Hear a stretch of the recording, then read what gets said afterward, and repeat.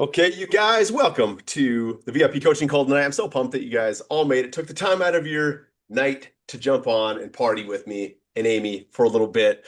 We're going to keep this one relatively short again because I'm going to extend off of, we did the part one and the part two of that transformation is longevity series. So I'm going to continue on this. This is going to be part three. And I'm really excited to continue to grow with you guys in this. So much of this isn't me talking at you. I want you to all know that. It's also me expressing things that I'm learning, expressing stuff that we're living through as well right now and have lived through. So I'm speaking through some lived experience here as well and trying to teach it, give language to it, to help you guys also expand your living realities. So the quick review on part one and part two that we did. We took last week off. And so part one, remember, was all about transformation. Transfiguration was kind of that term that we used. We related it back, that metamorphosis, and that the pressure that we go through is a good thing. That's helping us form us and shape us into our identity. That night I talked about the pearl, right? And then we expanded on that week two of like, hey, we're not actually the piece of sand becoming the pearl. We're actually realizing that we've always been the pearl. But it's our consciousness actually realizing that. It's very important to realize. Um, and then part two, we went into that awareness plus the making the adjustment. I told that story of my daughter right in the gym making jump shots. We talked about the awareness, making the adjustments, pausing for a moment and reflecting how important that is, noticing and making conscious corrections. And we do this through presence, getting very present in the moment. Okay. So part three now is going to be huge. This is the big piece to our transformation is longevity, becoming aware of the patterns beneath the pattern. Sometimes we can see the pattern. That's the first layer. But remember, everything we continue to peel back layers. Every time we gain some awareness, there's more awareness to be had. And so transformation isn't resisted because people hate the goal. Like you guys, even when you're going after a goal that you have, like when you meet resistance, it's not because you hate the goal or you don't want to lose the weight or anything like that. Transformation's oftentimes resisted because we as people are terrified of releasing an old identity and we're currently protecting that. And so it's hard for us sometimes to see past what we currently are and the life that has to change in order to be who we really are. And that's oftentimes challenging. And so the real patterns have to become aware. So I want to tell a little story. You guys know how I relate things to stories. And so I want to tell a story on a client and an older client that I had, still have. He's amazing. I love him, and that's why he's cool. He's cool with me telling this story. And this was back. He was starting his fitness journey. I had worked with him for several months, and much of these first several months was more so of him becoming aware of some things that he needed to become aware of. He struggled with getting in workouts, struggled with really following through, but he was making mental progress. I was super stoked about it. He got a job then. He was a younger client of mine. He went and finally got a job that he needed between school that he was in, and he was pumped about it. And so he came to me one day. He was an in-person client. So I was training him at the gym. He was telling me about this job, and we were working on his new schedule that he had. And he was like, so, how many times a week now do I need to train? And he was also expressing to me how bad his feet hurt, how bad his calves were cramping up. He's on his feet 10 hours a day now, where beforehand he was just in a little bit of school. And he has pretty big goals. He needs to lose about 150 pounds.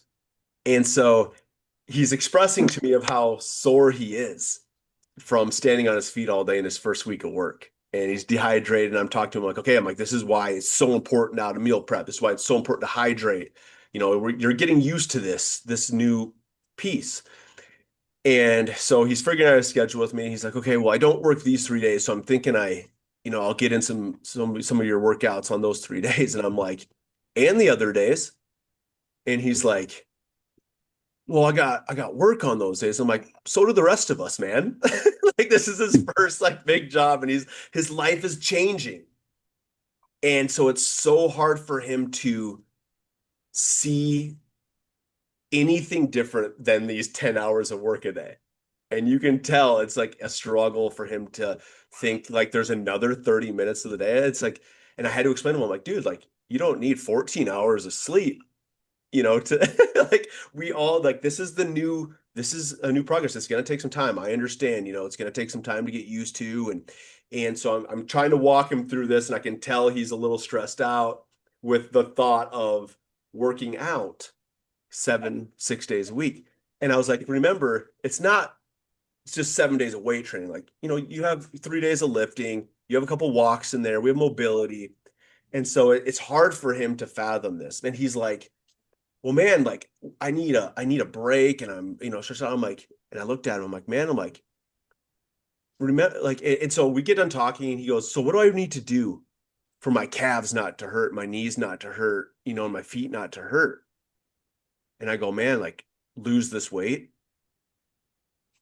And he was like, well, I know, but like, what do I need to? I'm like, you need to lose this 150 pounds, man. And I got really real with him. He's like, I know you're right. And I'm like, and it takes more than just the 2, 3 days. I'm like, this is an entire lifestyle shift for me. I'm like, I understand this seems so much, but he was struggling to really see it. He was fighting it really hard. She's excited. So he was fighting this, and it really got me thinking as I was reflecting back to the story. It was this minimum mindset. Is he really wanted to know what was the minimum amount of stuff I could do in order to get there? And this is where the split really is for us. One mindset speaks to just surviving, negotiating, comfort where you're currently at, familiarity in our identity. And the other mindset is transformation. It's embodiment, alignment, expansion of ourselves, right? He could only see past 10 hours and those 4 days. So it's expanding what we're capable of, building our capacity. And you can't create a different future while we're protecting the same identity that we're in. And so he wants this new future. He wants bigger, better things, but he can't remain in the same identity that he's in if he wants to do that. And so here's the thing. The fear for him wasn't in the working out. It wasn't in the meal prep. Those were all things that were prepared that we were talking about. It wasn't even failing. I know, the fear of failing has been a topic for so many of us as, excuse me, as well. That's even, starting off. So I've had some conversations with some of you guys where starting was a fear because of I always drop off at month 3 or 4. And so it wasn't even that for him. It was more so the fear was releasing the familiarity that he was in, releasing, letting go of his old self, and letting go of uncertainty, letting go of the unpredictability. And those are all things that I think, if we look into that, we're like, oh man, yeah, there's some things as I'm looking into other areas of a life that's coming that maybe I'm self-sabotaging or I'm not pushing forward into them because I can't imagine my life different than the comfort that I'm in right now. I'm totally in this in one area of my life. And so we must ask ourselves, would we rather suffer predictably than grow unpredictably? I'll say that again. You got a pen and paper, write that one down. Would we rather suffer predictably than grow unpredictably? That's a really good question for us. So let's ask ourselves these questions that are going to help us. Okay. So one of them is, and I'm going to pause between each one of them. So if you have a notes page or if you're writing stuff down, write down the first thought that comes to your mind. What identity am I protecting? What identity am I currently protecting? So make note of that. What familiar pain keeps repeating itself? And that might not necessarily be a physical pain. I'm not really talking about a knee pain there. But what familiar pain, something that we're going through that's bothering us, keeps repeating itself? And with that, what excuses keep recycling? What excuses do we keep recycling? We keep hearing ourselves say over and over and over again. And then the big one right here. What future am I unconsciously recreating?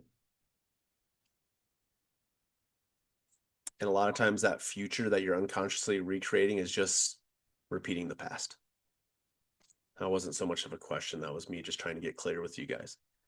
So this is where we need to tie in what we've been talking about on our previous calls. Subconscious patterns, our nervous system regulation, our awareness. That's been so much of our talk is our awareness, pausing, and just doing a little bit of breath work. Pausing, getting presence, taking a few breaths, right? Our 5, pause, 7, release. 5 in, pause, 7, release. If you can break free from a familiar past, you can break free from a predictable future. Think about that. If you can finally break free from your familiar past, that cycle that we keep seeing over and over again, that you keep recreating, you can then break free from your predictable future. It's so easy when we're in this loop, we actually have a really predictable future. But I don't believe that on any of us in here because all of you are here wanting to give it. You're taking time out of your call. You're breaking loops. And that's just continuing to happen. And Lily's cheering you on. She's pumped about it.